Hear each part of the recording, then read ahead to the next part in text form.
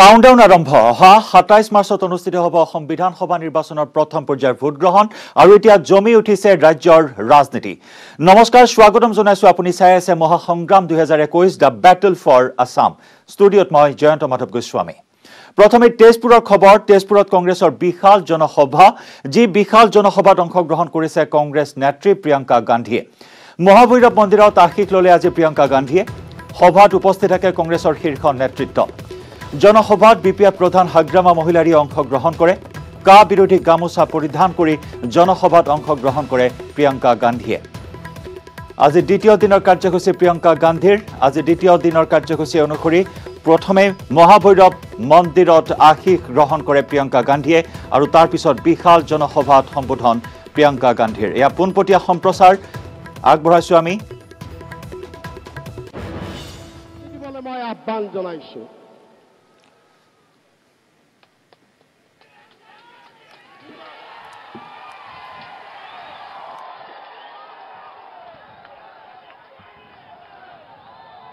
জয় I অসম।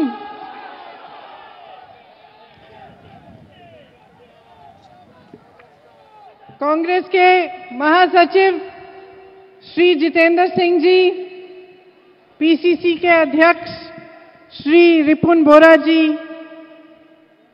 देवव्रता साकिया जी, हग्रामा जी, खास तौर से आपका आज बहुत बहुत स्वागत। श्री रकीबुल हसन जी, श्री प्रद्युत बोरदोलोई जी, श्री गौरव गोगोई जी, श्री अब्दुल खलीक जी, श्रीमती रानी नारा जी, सुष्मिता देव जी, यहाँ पे उपस्थित सारे नेतागण, एनएसयूआई डिपार्टमेंट के सारे नेतागण, कार्यकर्तागण, मेरी बहनें और मेरे भाई, अपना लोग बहुत समय मोर बाबे अपेक्षा करो बाबे, बहुत धन्यवाद। मोर भाई नी खोकल रोदत बहुत कष्ट पाइसे, आपका बहुत बहुत धन्यवाद। लेकिन मैं सिर्फ इतनी असामीज जानती हूँ बाकी आपको हिंदी में सुनना पड़ेगा। जय आई असम। असम की धरती आपकी माँ है। इस धरती माँ की जय। इसके हरे भरे बगानों की जय। हरे भरे बगानों में काम करती हुई सारी श्रमिकों की, जो सुबह से शाम तक कड़ी धूप में काम करती हैं, उनकी जय। इस प्रदेश की नदियों की जय। यहाँ की जाति जनजाति की जय। यहाँ की बहुरंगी संस्कृति की जय। यहाँ की मिट्टी की जय, जिसने आपको अपनी पहचान दी। ये वो मिट्टी है जिसने आपको अपना अस्तित्व दिया। ये वो मिट्टी है जिसमें श्रीमंत शंकर देव जी जैसे महापुरुष पैदा हुए, जहां माधव देव जी जैसे महापुरुष पैदा हुए, अनजान फकीर जी पैदा हुए, लचित बोरफुकन जी पैदा हुए, जॉय मोती कौनबारी जी पैदा हुए, वीर चिलारे स्वर्गदेव छुकपा जी, गोपीनाथ बोरदोलोई जी और तमाम महापुरुष पैदा हुए, जिन्होंने आपकी धरती, आपकी संस्कृति, आपकी लोगों को एकजुट रखने के लिए अपना जीवन न्यौछावर किया। आज यहाँ खड़े हुए मैं उन सब महापुरुषों का नमन करती हूँ और आपको याद दिलाती हूँ कि ये उनकी धरती है और जो अस्तित्व आपका है, उस अस्तित्व के लिए उन्होंने जीवन भर लड़ा। यहाँ पे जब भाजपा के नेता आते हैं तो इन महापुरुषों के नाम नहीं लेते, उनको याद नहीं करते, क्योंकि भाजपा ने आज आपके अस्तित्व पर हमला किया है। असम के अस्तित्व पर वार कर रहे हैं। वे समझ नहीं पाए हैं कि आपकी इस मिट्टी ने आपको क्या दिया है और आप इस अस्तित्व पर कितना गर्व करते हैं।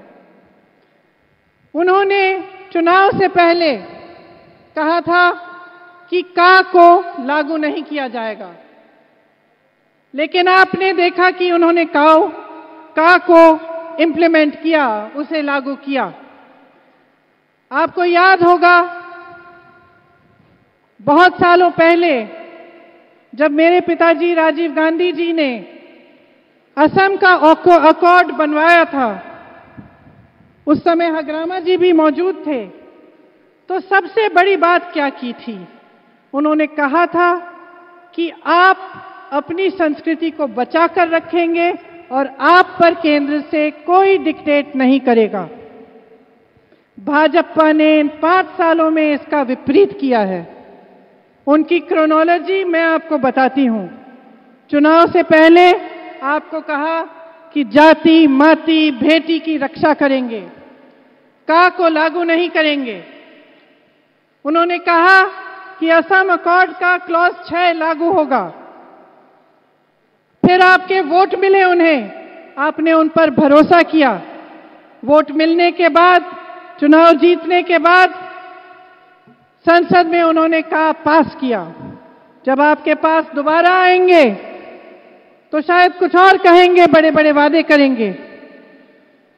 आपने ये देखा है कि इन 5 सालों में जब जब आप पर संकट हुआ, आपने संघर्ष किया, तब यहाँ के प्रधानमंत्री आपके पास नहीं आए। देश के प्रधानमंत्री दिल्ली में ही रहे। लेकिन जैसे ही चुनाव घोषित हुआ, उससे पहले, कुछ दिनों पहले ही बहुत सारे दौरे करने लगे। आपने लॉकडाउन में बहुत संकट सहा, बाढ़ भी आई, बाढ़ के समय भी बहुत आपत्ति आई। प्रधानमंत्री जी एक बार भी इधर नहीं आए, ना उन्होंने राष्ट्र आपदा घोषित किया। बाढ़ के लिए पैसा इकट्ठा किया, मगर ये पैसा आपको मिला नहीं। जब सीएए के खिलाफ आंदोलन हो रहा था, तब भी कोई यहां नहीं आया। जब टी ट्राइब संकट में थे, उस समय भी आपकी सुनवाई करने के लिए, आपकी समस्याओं को सुलझाने के लिए यहां कोई नहीं आया। लेकिन आप क्या उम्मीद रख सकते हैं?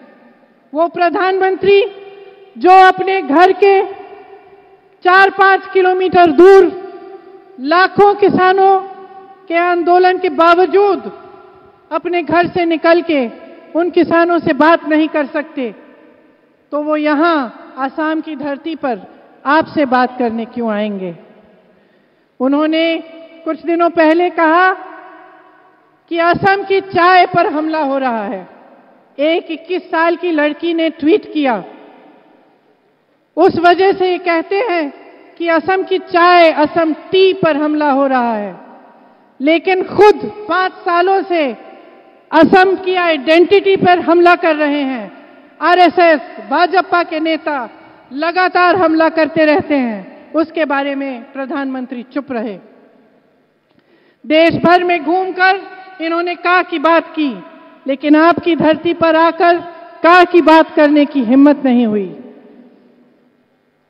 जिस तरह से भारत सरकार और यहां की सरकार असम को देख रही है, जिस तरह से असम को आगे बढ़ा रही है, उससे न जाने असम का भविष्य क्या होगा। स्पेशल स्टेटस फंड बंद किया गया। मानिए कि भाजपा के लिए असम एक एटीएम मशीन की तरह है, जहां एनी टाइम मनी उनको मिल जाता है, लेकिन जनता के पास नहीं जाता। पेट्रोल डीजल पर 90 रुपए देते हैं असम के 70% टैक्स, लेकिन भारत सरकार की जेब में जाता है, आप तक ये पैसा नहीं पहुंचता। अगर आप इनकी इंडस्ट्रियल पॉलिसी देखें, इनके उद्योग देखें, तो वही हाल है। इन्होंने आपको 25 लाख रोजगार देने का वादा किया था, लेकिन 5 सालों में 80,000 रोजगार तक नहीं दिए। क्या किया? गुवाहाटी का हवाई अड्डा भी अपने दोस्तों को बेच डाला, ऑयल फील्ड्स बेच डाली। इनके हम दो हमारे दो का नारा है, और इस नारे में जोया यखोम का नारा डूब रहा है। जितने भी बड़े बड़े उद्योग हैं, ऑयल फील्ड्स हैं, सब इनके बड़े उद्योगपतियों के मित्रों को बेच डाल रहे हैं। आपके हथकरघा यहां बहुत सुंदर खमोसे बनाते थे, खुराई बनाते थे, आज वो भी बाहर से आसाम में आ रहे हैं। आज तो मछली भी आंध्र प्रदेश से यहां आ रही है। ये स्थिति है। आपके साथ पूरी तरह से धोखा किया गया है और मैं जानती हूं कि मंच पे खड़े हुए नेताओं पर आपका भरोसा बहुत ज्यादा नहीं है, क्योंकि बार बार चुनाव में आपके सामने अलग अलग पार्टियां आके बड़ी बड़ी घोषणाएं करती हैं। घोषणाएं करने के बाद, चुनाव होने के बाद चले जाते हैं और जो वादे किए थे उन्हें पूरा नहीं करते। इसीलिए आज आपके सामने खड़े हुए हम खोखले वादे करने नहीं आए हैं। आपने सुना होगा कि कुछ समय से कांग्रेस के सारे नेता असम भर में भ्रमण कर रहे हैं। वहां उन्होंने जो जो समस्याएं सुनी, उन समस्याओं के आधार पर और इस बात के आधार पर कि नेताओं और जनता के बीच भरोसा टूट रहा है, उन्होंने ये तय किया है कि आपको वादे नहीं लेकिन 5 गारंटी देंगे। वो 5 गारंटी क्या है? वो 5 गारंटी ये है कि सबसे पहले जब हमारी सरकार बनेगी तो ये कानून लागू होगा जिसके तहत यहां पे का लागू नहीं हो पाएगा। ये सबसे पहली है। दूसरा कि बिजली के 200 यूनिट आपको मुफ्त में मिलेंगे हर महीने। इसका मतलब है कि 1400 रुपए आपके बच जाएंगे बिजली के बिल से हर महीने। तीसरा गारंटी कि जो मेरी बहनें घर संभालती हैं, अपनी मेहनत से अपने पूरे परिवार की परवरिश करते हैं, बच्चों की परवरिश करते हैं और सबका देखभाल करती हैं, जिनको आज तक पूरी तरह से सम्मान नहीं मिला, उन बहनों को 2000 रुपए हर महीने गृहिणी सम्मान के तौर पर मिलेगा। चौथा गारंटी ये है कि देखने दीजिए कि चाय के बागान में गई थी मैं आज सुबह। चाय के बागान की महिलाओं से जब मैं मिली तो उन्होंने अपने हाथ दिखाए मुझे कि यहां से उनकी उंगलियां एकदम सख्त हो गई हैं। सुबह से शाम तक धूप में काम करती हैं, कोई सुविधा नहीं है और मात्र उनको 167 रुपए मिलते हैं।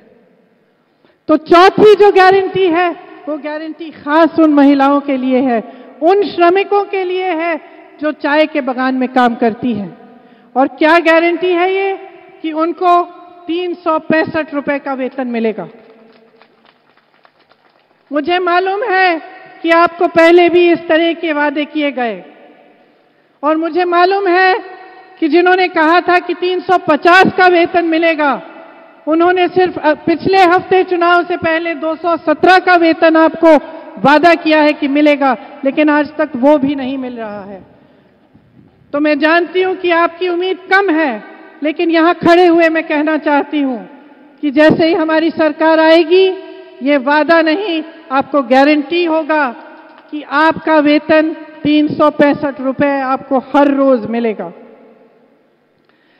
पांचवा जो गारंटी है, उसके तहत कांग्रेस पार्टी ये कह रही है कि जब हमारी सरकार बनेगी तो कम से कम 5 लाख सरकारी नौकरियां बनेंगी। अब ये गारंटी जो है सिर्फ ऐसे ही नहीं कहे हैं, एक पूरी टीम बैठी है, उन्होंने असम की अर्थव्यवस्था की हालत देखी है, ये सब आंकड़े पड़े हैं और एक पूरी योजना बनाई है जिसके तहत आप सबको ये गारंटी मिल रही है। तो जब हम कहते हैं कि चाय के बागान में आपको 365 का वेतन मिलेगा, इसका ये मतलब नहीं है कि जो चाय बागान चलाते हैं, जो कंपनियां हैं, उनका नुकसान होगा। इसका मतलब ये है कि जो कंपनियां देती हैं उसके अलावा सरकार आपको मदद करेगी ताकि आपके कुल मिलाकर 365 रुपए हों। तो आपने देखा है कि प्रदेश में क्या परिस्थितियां हैं। मैं दिल्ली से आई हूं, कल से घूम रही हूं और सबसे मिलकर, समस्याओं को सुनकर, यहां की बेहद बेरोजगारी को देखकर बहुत दुख होता है। यहां के बड़े बड़े नेता चार्टर प्लेन में घूमते हैं, आजकल चीनी और जापानी ग्रीन टी भी पीने लगे हैं। शायद असम टी, यहां की कड़क चाय पिलानी पड़ेगी और उन्हें याद दिलाना पड़ेगा कि उनकी जगह क्या है, कि जो नेता आपके सामने आकर वादे करता है उन वादों को निभाना उसका धर्म होता है। कोई भी नेता इस मंच पे ये खड़ा नहीं हो सकता अगर आपने नहीं खड़ा किया। कोई भी नेता सफल नहीं हो सकता अगर आपका समर्थन नहीं हो। इसीलिए यहां खड़े हुए मैं आपसे आग्रह करती हूं कि अपने अधिकारों को अच्छी तरह से समझिए। चुनाव आते हैं, जाते हैं, लेकिन अपने अस्तित्व, अपने अधिकारों की लड़ाई हमेशा जारी होनी चाहिए। आपका जो सबसे बड़ा अधिकार है वो आपका वोट है, उसको भूलिए मत, सोच समझ के डालिए। आप इस चुनाव में असम के लिए लड़ रहे हैं, अपने भविष्य के लिए लड़ रहे हैं। किसी कांग्रेस पार्टी, भाजपा, कोई और पार्टी के लिए नहीं है ये चुनाव, ये असम के लिए चुनाव है। ये आपके बच्चों के भविष्य का चुनाव है। आप दिन रात मेहनत करते हैं, किस लिए? किस लिए मेहनत करते हैं? ताकि आपके बच्चों का भविष्य मजबूत बने, ताकि आप उनको बड़े होकर वो कुछ बने, उनको आप कुछ दे पाएं। तो ये जो उम्मीदें रखते हैं आप सरकार से कि वो आपके लिए काम करे, कि वो बच्चों को रोजगार दिलवाए, शिक्षा दिलवाए, आपको चिकित्सा के लिए अस्पताल दिलवाए, आपको सही वेतन दिलवाए, ये आपके भविष्य की उम्मीदें हैं। इनको भूलिए मत। जिस दिन चुनाव होगा उस दिन भारी तादाद में महाजोट को जिताइए। आप देख रहे हैं कि पिछले दिनों में हगरामा जी जैसे नेता भी हमसे जुड़ गए हैं। ये इसलिए जुड़ रहे हैं कि सबको समझ में आ गया है कि असम के अस्तित्व का चुनाव है। आपको कोई रिमोट कंट्रोल का सीएम नहीं चाहिए। आपको ऐसी स्थिति नहीं चाहिए कि आपको पता नहीं कि एक सीएम है, दो सीएम है या अनेक सीएम है या फिर रिमोट कंट्रोल से चल रहे हैं। आपको ऐसी स्थिति नहीं चाहिए कि स्टेट गेस्ट हाउस में बैठे हुए आपके सीएम चुनाव का प्रचार करा रहे हैं। आपको एक सीएम चाहिए, एक मजबूत नेता, एक मजबूत पार्टी जो असम के अस्तित्व को मजबूत करे, जो असम के लिए निरंतर काम करे और आपके भविष्य के लिए दिन रात काम करे। इसीलिए ये कहते हुए मैं आप सबको धन्यवाद देती हूं। मैं जानती हूं आपने बहुत बहुत इंतजार किया, थक भी गए होंगे, घर लौटना भी है। तो आप सबको मैं फिर से धन्यवाद देती हूं और आपसे आग्रह करती हूं कि आने वाले चुनाव में बहुत सोच समझ के महाजोट गठबंधन को, कांग्रेस पार्टी को विजयी बनाइए। जय हिंद, जय आय असम, जय आय असम, जय आय असम। বন্ধুসকল, ৰাইজ আৰু মাত্ৰ 2 মিনিট 3 মিনিট। এতিয়া আমাৰ এই নিৰ্বাচনী এটি গীত অসম বচাও আহক আমাৰ বসনেট ভাই সোমপ্ৰকাশ বসনেটে তৈয়াৰ কৰিছে। গানটো মই উদ্বোধন কৰিবৰ কাৰণে প্ৰিয়ংকা গান্ধীক অনুৰোধ কৰিছোঁ।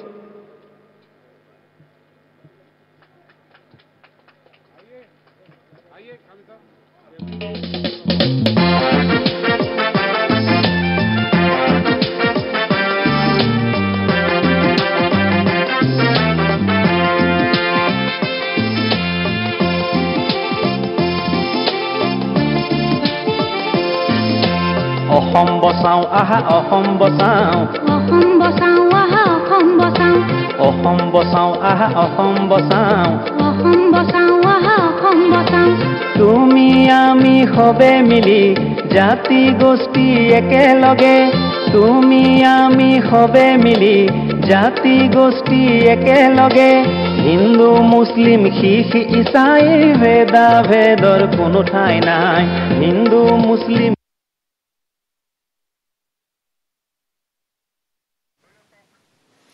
আৰু ইয়াত তেজপুৰৰ পৰা পোনপটীয়া সম্প্ৰচাৰ আগবঢ়াইছো কংগ্ৰেছ নেত্ৰী প্ৰিয়ংকা গান্ধীয়ে বিশাল জনসভা সম্বোধন কৰি অসমীয়াতে ভাষণ আৰম্ভ কৰে প্ৰিয়ংকা গান্ধীয়ে বিজেপিক ক্ষুদ্ধাৰ সমালোচনা কৰে ভাষণ প্ৰসংগত প্ৰিয়ংকা গান্ধীয়ে আজি তেজপুৰত নিৰ্বাচনী সভাত অংশগ্ৰহণ কৰিছে কংগ্ৰেছ নেত্ৰীগৰাকীয়ে বিশাল জনসভা এয়া তেজপুৰত উত্তৰ অসমত কংগ্ৰেছক উদ্ধাৰ অভিযানত নামিছে কংগ্ৰেছ নেত্ৰী কংগ্ৰেছৰ সাধাৰণ সম্পাদিকা প্ৰিয়ংকা গান্ধী আৰু এনেদৰে আজি নিৰ্বাচনী সভাত অংশগ্ৰহণ কৰি নিৰ্বাচনী প্ৰচাৰ অভিযান চলাই সন্ধিয়া উভতি যাব দিল্লীলৈ প্ৰিয়ংকা গান্ধীয়ে আগবঢ়াইছো তেজপুৰৰ পৰা পোনপটীয়া সম্প্ৰচাৰ কালি লখিমপুৰত বিশাল জনসভা সম্বোধন কৰিছিল কংগ্ৰেছ নেত্ৰীগৰাকী আৰু আজি তেজপুৰত এয়া বিশাল জনসভা কংগ্ৰেছৰ য'ত কংগ্ৰেছৰ শীৰ্ষ নেতৃত্ব উপস্থিত আছে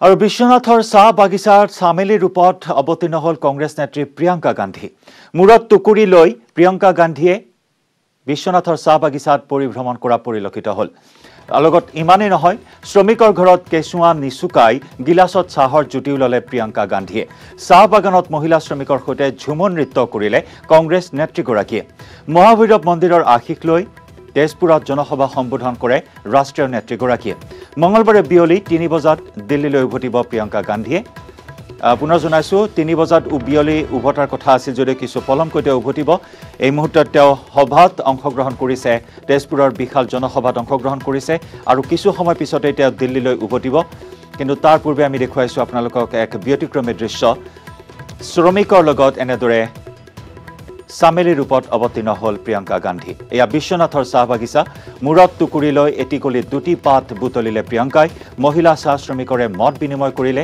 শ্ৰমিকৰ ঘৰত কেঁচুৱা নিচুকাই গিলাচত চাহৰ জুতিও ল'লে প্ৰিয়ংকা গান্ধীয়ে